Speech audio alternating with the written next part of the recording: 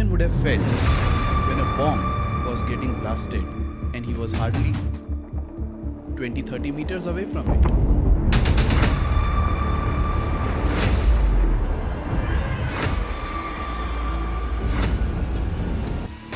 And imagine the way they cut his head in front of me. I'm talking about a country which has been into the news for a very long time about the imbalance in the country that they had.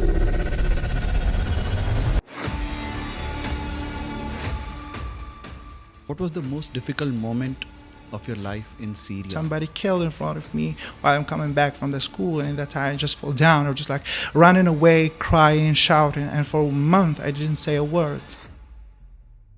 Please get out of here. And they faced them with guns.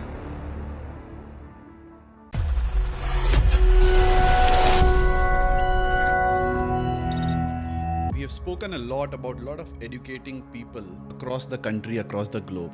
We spoke about education, we spoke about medical science, we spoke about hair and skin, and so much to explore, even the Rajas and Maharajas of India. Let's explore something which is outside India now. Yes, for the first time at Schooler Studio, we have someone who has come from across the border. But yes, across the border, I'm not talking about the country like US, UK, Australia or Canada.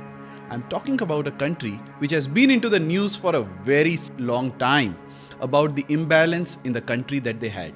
What is that imbalance? What country are we talking about? Yes, we are talking about Syria. Today, we are talking about a Syrian national who has lived his life entirely in the country, who has been through the pains, who has been through a lot of challenges that the country faced, who has been a part of the entire population which had to suffer a lot many a times. Let's unfold and understand what really a Syrian would have felt when a bomb was getting blasted and he was hardly 20-30 meters away from it. Let us understand. So we have Mr. Mohammad Jihad with us, and on the show, welcome to Schooler Studio. We have heard a lot. Sitting here in India, we understand that there is a country which has gone back to ages. There is a country which has gone back to, rather I would say, Stone Age is what we hear. How true it is, or rather I would say, if you could guide us, can you tell us about your life in Syria before the conflict began? See, the war started in 2011, and in 2011 I've been only like 8 years old. So all I remember is just about a part of my childhood, just like I always defined it as a golden era of my life after 2010. So it was amazing. It was like a normal childhood that I had it, like any child in the world can get that, and it was perfect. What were your aspirations to grow up and become before the war started? Even before and after, I have the same passion of my life to be an educated singer, knowing the music theory, and to just follow my passion, to follow my dream. So MJ, this is how people know you. Our audience would like to understand what went wrong, what was the problem, how did it all start? Nothing, but it started with a peaceful a protest that people just were calling, please get out of here. It's such a hypocrite president about the bad situation, reality. After you have heard the news about what he has taken from that country, how much benefited. People can't express their minds, they can't speak their minds there. So they just wanted liberty and freedom, and they faced them with guns. Instead of listen to them and answer their all requests, but they follow them with the guns. But why? Why the president who has flown away from the country, why did he do like this to 14 years. 14 years? In simple language, though I don't know much in politics, somebody was getting benefit of the country, 200 ton of gold and $2 billion, at least how many luxury mission there. So that's why he wants to stay. When did this all begin, and how did it begin? How did it affect you? If you could just brief us in detail about it. See, it started in 2011, but it's actually affected me, or the first ever incident happened there. It was in 2013, when suddenly I just woke up hearing this noise outside. My father just hold me and pull me in the car, and we just ran away. It was like a shock for me. What's going on? I don't know. It's kind of like a firework, but in different way. And he suddenly pushed the car, and we are in the way, and something just fall down, which is like a small shell. And it's an action started from zero, nothing before that. So it was a shock for me. It was the first ever time I'm facing the war there. What was the most difficult moment of your life in Syria when all these things were happening? To die, I mean, we're like, if it's just talking about moment, every moment we remember death, and we're okay with that. We're not afraid of it. We're just afraid to lose each other. If you could go in detail, in deep about telling your entire life from 2011 till date in Syria. It's just a suffering. How did it start? You were 8 years old. Yeah, I've been like any child in this world, going to my primary school, coming back to my home to find my mom and my both parents. But it suddenly changed that the police and army just went out of the area, and the area was covered with some people, which right now they are revoluters all around the country right now. And it started to boom us. I told you, like they started to boom the civilians also. So how it's the beginning, and after a year or two, they have created ISIS also. You know ISIS, right? So absolutely don't have to talk about them more. So I fought for my dream. I fought for my education first, for my life, to survive in such a condition: malnutrition, water shortage, drought. A lot of cases were been there because they were just like a siege around the area because it was under the rule of ISIS. So we're suffering from multiple sides of them. It started with the army, then the government, then the revoluters themselves that are in the country right now, and the ISIS also. So, and the only one who get affected is the civilian.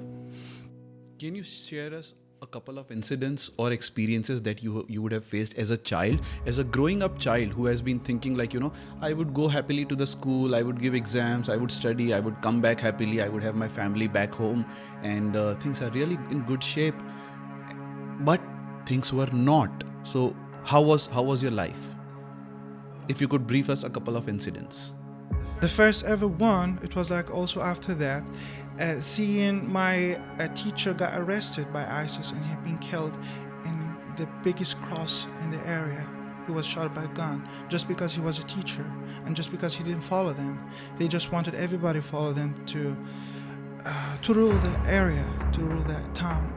And the second every time seeing somebody killed in front of me while I'm coming back from the school, and at that time I just fall down or just like running away, crying, shouting, and for a month I didn't say a word.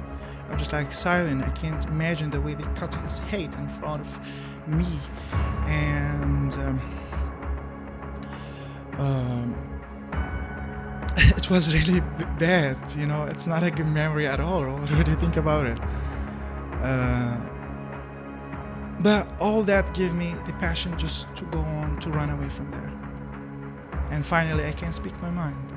For 14 years, I have never said anything you cannot express. If you just say no, you've been kidnapped, you've been killed, you've been in the jail. Absolutely, if I just talking about Syria jail, which they found a lot of foreigners also right there, American, Saudi, Turkey people, they have nothing. They were just like visiting the country. They just collected them to use their bodies to take their systems to sell it. So how was your house? How was your family? Was it also affected? How did it make a difference? I lost my house in 2017 after the army, which is what the Syrian army, that just came and kicked the ISIS out of the area. So I found a big missile. It just like fell down on my home. So I had to start it by myself. At the age of 15 only, I just cleaned that mess and helped with my mom and my sisters to construct the home again. And we did, from zero. You were just 15 years old and you saw your entire house breaking down, and you reconstructed the house along with your mom and your sisters. Yeah, because in that time they didn't need any workers to come there, and we have to stay because it's the only place for us. We already lost another home in different state. So it was the only Did shelter. you ever feel living there to run away from the situation what you were facing? I didn't run away immediately.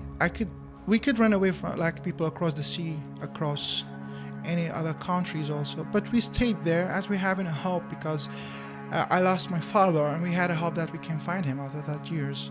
He was being kidnapped in 2014, and he come back at all. So we're just like having a hope about seeing him again. So we didn't run away. And I'm here right now because I'm a student and I got scholarship here. But even before that, I could go around to different places like Serbia and Hungary. I got already scholarship there. But I wanted to take the risk first. I don't want to leave my mom in such a situation. I just wanted to be there to help them out, to take care of them. Because imagine being at the house, calm at her home, like I am everything. I'm not just the child who just take his right from his parents. I was the parents for my sisters and my mom also. So I have to do a lot of stuff. And as you know, in Middle East, women, they're not powerful there. So I have to do everything. There's no safety to send any of my sisters to do anything else outside the home. How safe are females right now, or in last 14 years? How safe were they? Because majority of the times when such uncertainties happen, females are the first citizens who have to suffer a lot. So how has been the condition of females there?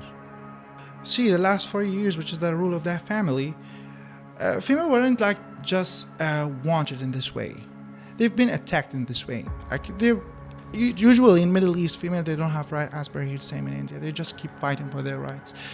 But the era of ISIS was the bloody one, like 3-4 years. They kill a lot of females. They use their bodies, they sold it for prostitution and under the cover of religion. So you can't say that the women are unsafe out there. They're facing a lot of divorces, issues, being killing for honor. Like they have, even in the Middle East, they have a justification for killing your sister or your wife for cheating or for honor. They say, okay, it's for honor, so you're gone for 6 months only to the jail and come back again. You've been really good in terms of academics. You've been really good in terms of when it comes to education. So of course, because we believe here in India, when we see, if you give the child a right childhood to grow, to prosper, a happy childhood, a child becomes more intelligent, a child becomes more academically sound. Not seeing a single point of that in your childhood that was being brought up, that you were being brought up since 8 years of age till date. You've been almost the responsible person of the family. How did you cope up with your education? How did you, what were the uncertainties that used to come?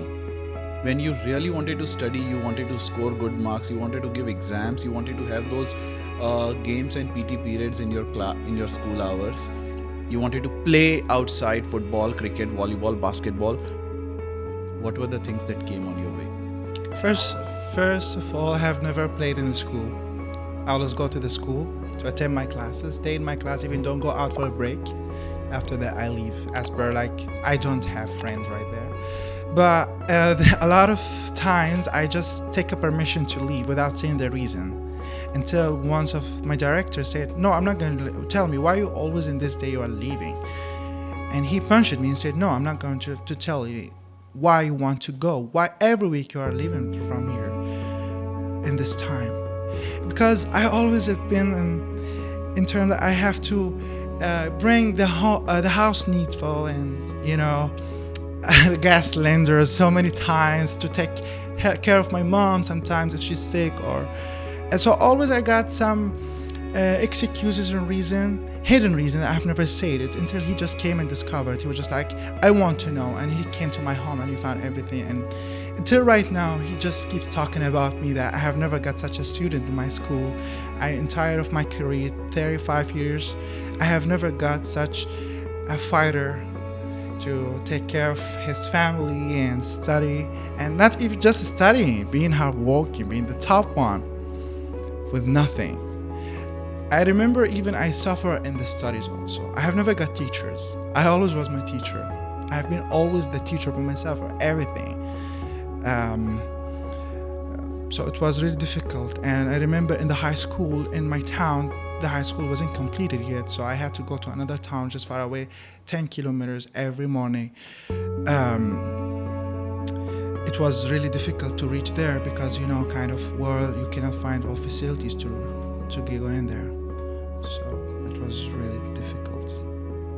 But I win on that, and I fight for my education. I will fight forever. Yeah, you're for a my fighter dreams. since very young age of your life, I would say. But then understanding one thing, MJ, what I feel is, as you've been a fighter for your life, I'm sure every child when wakes up, like when you go to sleep every night, you feel like, it would be a beautiful morning next day.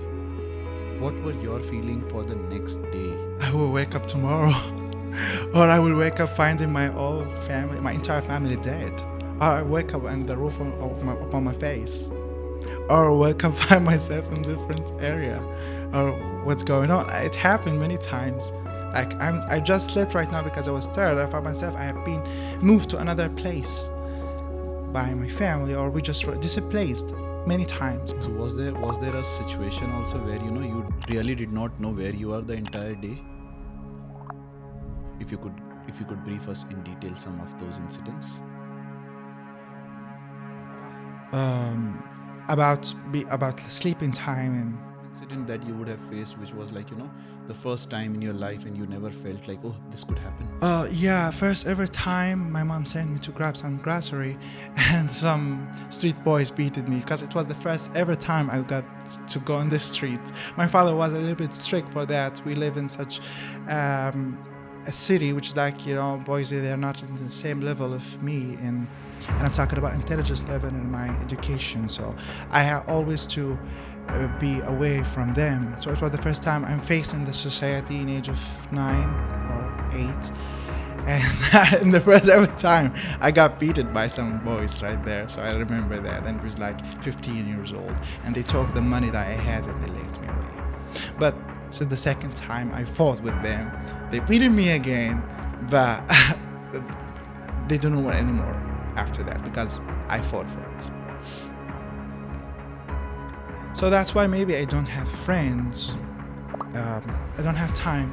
Imagine to be a father, to be a student. You don't get time. Even I still remember in the summertime, I don't practice any sports at all, because in the summertime I have to study for the next year, or I study for recover some subject because I never got teachers. So it was really tough. Like studying English and mathematics in the summer by myself also, because I have never could reach to any private institution or private teachers because of the place. Like geographically, the place I live, it's very far, and I don't want to give my mom more act by just telling mom I want to do it. I said, okay, I can recover it till I reach to that. We have a 12 standard in my country.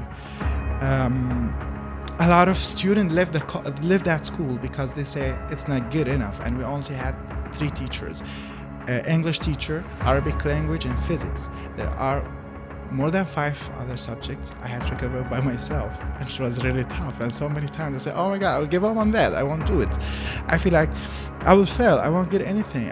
Even if I will just get past, I won't be the top one anymore. I won't score what I want because they always wanted me to be a doctor, and to be honest, I always want to be myself, to be an artist.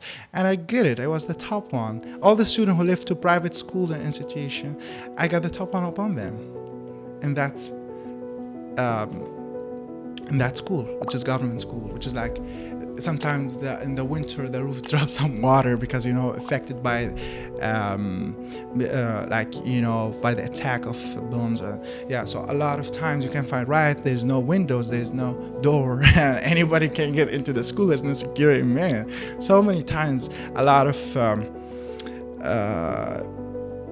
groups attack the school. Schools? Yeah, they attacked it just to check. Small kids in the school? Not small kids, I'm saying that, and we've been in the high school, like 16, 17. The kids in the school were being attacked? Yeah. Why? What was the reason to attack? Some personal reason, I don't know, for the student himself. But at least they are in the school, right? They should be. And attack as in what? How did they What did they do with the students? Like, all I wanted to say, it wasn't a safe place. Anybody can just get into the school and do whatever he wants. And did they beat the student? What did they do? I don't know, but I told you they are due to personal reasons. I don't know where they are. But there was no security, there was no government support, No security system at all, and there's no police. There were some groups which just like they have guns and they have some guys who, like gangs. If you want to, excuse me, if you want just to complain to somebody, you have to maybe pay them or take their permission to save yourself. So you never had a safe place wherein, because when a child is maybe 8 years to 20 years, he or she scores good marks, or he or she is good in studies, good in sports, the parents really like, okay, I get you a gift because you scored good marks. It happened in the days of my primary school. My father used always to give me some, if you remember in 2010s, like the CDs of the music, because so for my like the pop star that I listened to them, so in case if I got full mark of one subject or got a good exam or in Viva something cool, it was just to grab me a gift for that or some game or video game. So it was, but I don't remember that happened after that time, after my primary school days. And I have never even remember that my parents visited me after that in the school. I told you, the parent of myself, even in such, because my mom doesn't have time to come. She has a lot of things. She used to be a teacher and get a lot of things also in her life. So you were the parent for yourself in your school also, even at home? At home. And a parent for my even sisters also. But they're older than me, by the way. I'm almost the youngest one. I only have one of my little sisters, like younger with 5 years only. Kids throw a lot of tantrums on their parents and surrounding because and they have a lot of complaints because when you give them when there is winter, maybe they would be demanding something. When there's summer, some gifts or some trips or yeah video games at that time. This was is like how the kids the jam are. for kids. Yeah, but I don't have to say anything because my mom was helpless and I can't say anything. And I always wanted to get into a music school, to get my instruments, to compose my own music in very young age. But I've never got the chance for that. But I'm recovering that right now. We've heard that you play good music. How did you learn that? I learned by myself. Like, these days you have internet, YouTube, and a lot of tutorials. You can get anything. It was really much easier in that time. So you learned it by internet tutorials. So this means there's... And sometimes I write some mini lyrics. You can say these lyrics because it's very helpful to say. You also sing a lot of Hindi songs, I've heard. Like you've been watching Before a lot I come to India, 2 years. It was the first ever 2 years? song I tried it. So the Indian musics, Indian songs, Indian movies, so they are all very much prevalent there in Syria? Yeah. So what movies have you seen? So many. I can't remember right now. Some of like iconic movies like Pajero Mastani and Devdas and yeah, that's what I could remember right now. Ashiki 2, something like this. Who is your favorite Bollywood star? Aishwarya Rai. Okay. And for males, Ranveer. Ranveer Kapoor. No, the second one. Ranveer Singh? Deepika's husband? So which song you like of Ranveer Singh? And which song of Aishwarya Rai? They dance too? Not together. You can have their individual songs also. He has that choreography of Malhari song in that movie. I really like it. I can do it. Yeah, you have to do it for our audience. I did it even in my college once, and they're just you have to sing it for our audience. Not the song. They just play the song, and I just copy the way he move. Like he has the drums and shake his head this way. And any song you can sing for our audience. Now? Yeah. Maybe in the end of it. So you're here in India. Compared to your last 15 years or 14 years in Syria, what was your feeling landing in India? Of course, yes, cultural shock, different culture, different food habits, different language, a lot of different things. Yes. What was something that made you comfortable here? Safety, maybe, and finding good people around. I don't have much friends, but everybody's friendly to me. Do they behave well with you? The guys in my age, and yeah, but that's not about my college. I'm not going even to say their name because I hate them. No, because you've gone through a lot of struggle in your life, wherein I see that you have no complaints from life, you have no complaints from people. I don't have time to complain, actually. I just came here and I have my aim that I have to graduate. I have to work on myself. These 4 years, I have to build the new personality, the new version of me, the upgraded one. So that's why I don't have time to even complain. But sometimes it's really urgent to say that it's not okay. It's not, as a foreigner, and a lot of things I cannot deal with, especially the food, Sometimes I have some complaints like, please, I don't want to have that because, spicy food, and it's a little bit difficult for us. It's different. But I've seen a lot of similarities between India and Arabian culture in general and the Syrian one. A lot of recipes, a lot of habits, a lot of being generous, being united, maybe. What Indian food you cherish the most? I like the sweets more. You like the sweets? So any sweet that you like the most? Which was the name of this circle? The circle? Yeah, that orange. Jalebi you're talking. God, oh my god, damn, I forgot everything. And laddus. Laddus, okay. And there's some papri. Son papdi, you like it? So you just crossed Diwali and you might Gosh, have had you a lot can't of imagine. son In papdi. Diwali, I received kind of 3 kilograms, and once I just want to have that box, I just eat it by itself, and I feel like, oh my god, it's a big meal for me. That's how I got 7 kilograms. It's like only because of the sweets. So son papdi, jalebi and laddus have added 7 kilograms to you. Yeah. And what other food in the meal you like in India? Maybe that's crunchy samosa. Yeah, maybe. Yeah. I like about Indian culture, not even the food, like away from food. I like the culture. I dive in the culture by watching Bollywood movies, and I always wanted to be here. It's not So only you for were study. always So I living feel in always India. I always wanted to be here, to just come and play with the colors, and try the Indian outfits. And so I always wanted that. Even in case if I didn't come here, absolutely I would come in my life at least once to visit here, because it's such a rich culture. And of course, I told you I'm struggling, and I'm not okay. I'm suffering a lot of things also, but it's okay. It's also just to build me well. But now, as the old government, or I would say the wrong things that happened in the last 15 years in Syria, that has come to an end. What do you see the present situation of Syria? How are things back at home? To be honest, I'm not that interested in that. I feel like I had enough, and I don't feel like I belong to that anymore. I'm sorry, like if anybody will watch that will feel like, why? But I already had enough. I don't care. But all I feel like it's gonna be good for people who live in there. Absolutely, I really wish them the best because they really deserve it. You can't imagine how people were died their life there. They were like a zombie in the streets.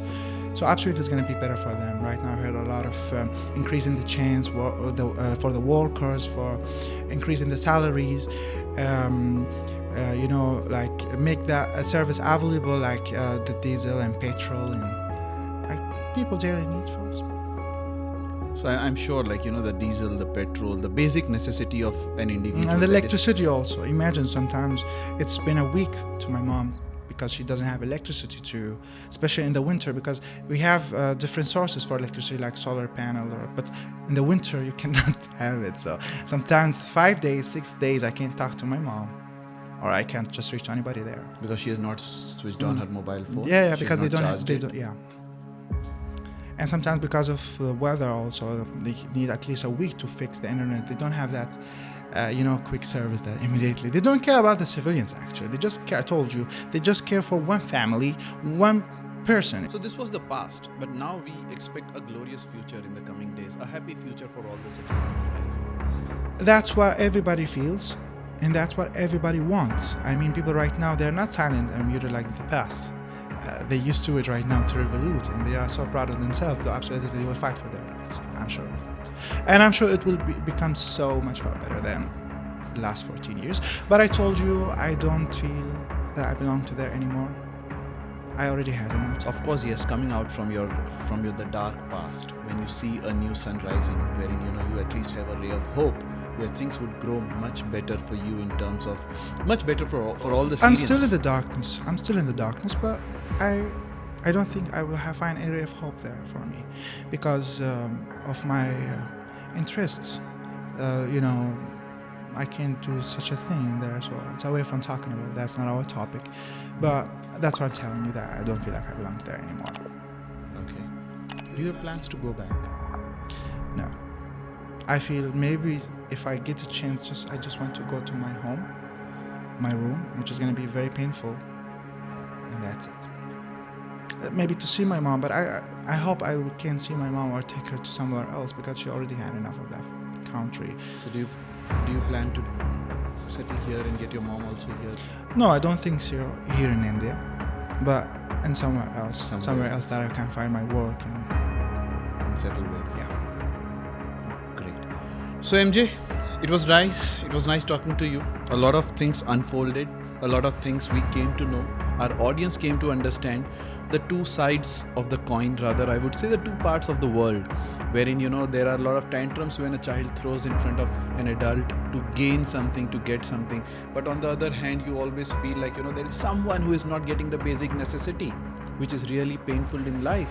And this is not far away. This is just a neighbor country, I would rather say, just another country, I would say, which has been suffering, which we can't even think of in our dreams, that when you sleep, you don't know whether you would wake up in the morning with the same parents. That's something really very painful that the entire country has gone through. We pray for the humanity on this planet. We pray for people to have good sense and respect and care for each other, so that this planet can become a better place to live in. We have been searching planets like Mars to fly off. But why? How about if we could make Earth a better place to stay? A plead to the humanity on the entire Earth, I would say, let's make it a better place. All together, let's join hands to create peace in the world. So, but not ending it like this, we want to hear a song from you. Before the song, I only have a message for everybody who will see that. If everybody in this world thinks that it's the end, it's over, and he thinks that his life is not good, he or she, the life it's not okay with them, I just wanted to remember that we don't have to get anything in life to build our lives. We have to fight we have to build it by themselves, because people always wanted to get post done things, and I have never got that before. So I'm still on my way, and I don't know if I get there or not, but I will take the honor for trying. So that's such a great message. I recall, we have a lot of complaints with life. I didn't get this happened because of this. Now when you have a threat of life and you really don't know what is tomorrow, and you have no complaint, all you can do is to fight whatever situation you are into. So good message from you, MJ. Everyone would love to have this replicated in their life, wherein they do not fight. But yes, ending with something good, ending with a note which is very soothing to our ears. As you are a musician, you sing song, you play guitar. Unfortunately, I don't have my instrument with. That's okay, but what song would you can just hymn for us? I can just say something in Hindi, that shukriya in this way, and shukriya for you, Shaishav. Bye. Thank you so much. Nice meeting you.